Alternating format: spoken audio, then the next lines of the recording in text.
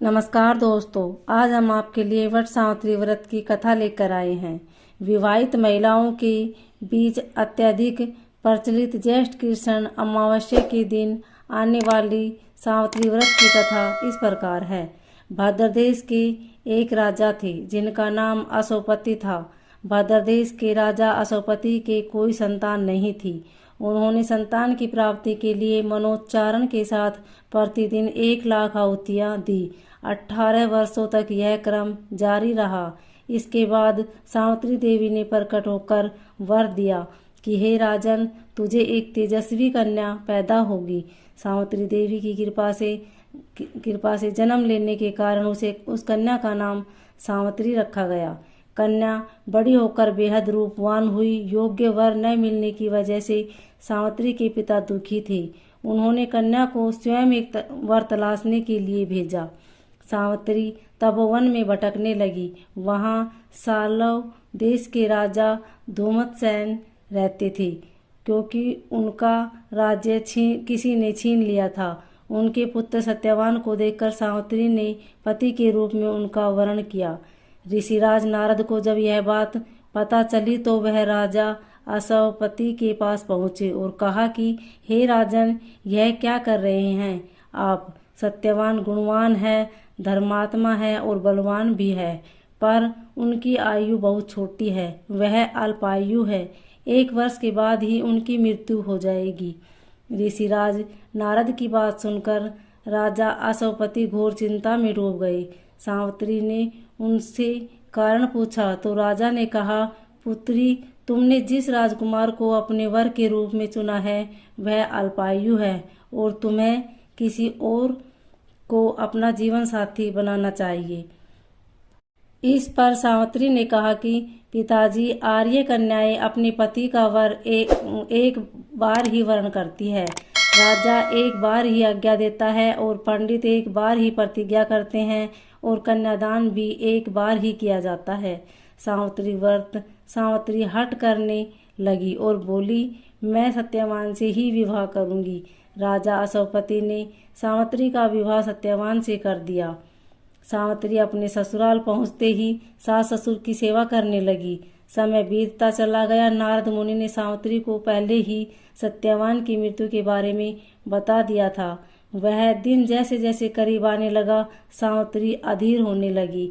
उन्होंने 3 दिन पहले से ही उपवास शुरू कर दिया। नारद मुनि द्वारा कथित निश्चित तिथि पर पितरों का पूजन किया। हर दिन की तरह सत्यवान उस दिन भी लकड़ी काटने जंगल में गए।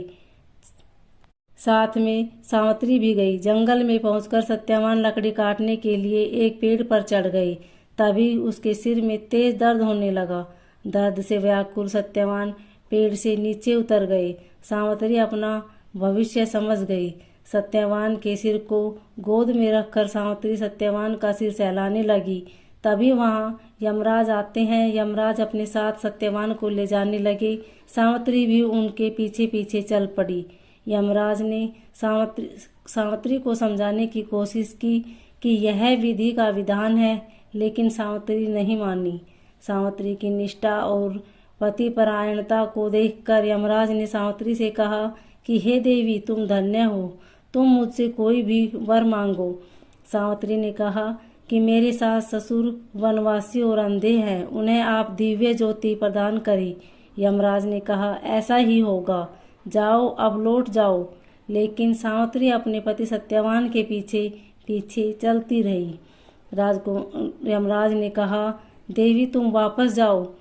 सावित्री ने कहा, भगवान, मुझे अपने पति देव के पीछे पीछे चलने में कोई परेशानी नहीं है। पति के पीछे चलना मेरा कर्तव्य है। यह सुनकर उन्होंने फिर से उन्हें एक और वर मांगने के लिए कहा।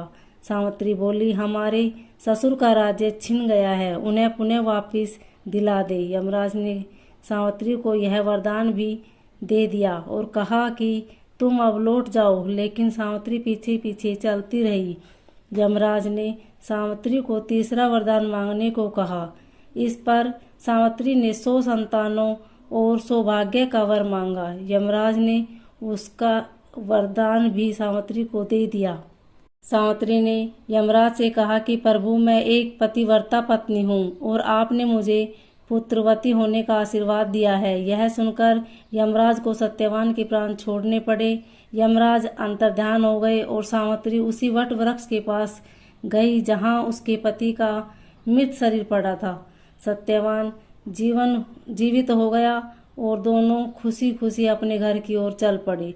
दोनों जब घर पहुँचे तो देखा कि माता पिता को दिव्य ज्योति प्राप्त हो गई है। इस प्रकार सावित्री सत्यवान चिरकाल तक राज्य सुख भोगते रहे। अतः पतिव्रता सावित्री के अनुरूप ही प्रथम अपने सास ससुर का उचित पूजन करने के साथ ही अन्य विधियों को प्रारंभ करे। वट सावित्री व्रत करने और इस कथा को सुनने से उपवासक के वैवाहिक जीवन या साथी की आयु पर किसी प्रकार का कोई संकट आया भी हो तो टल जाता है।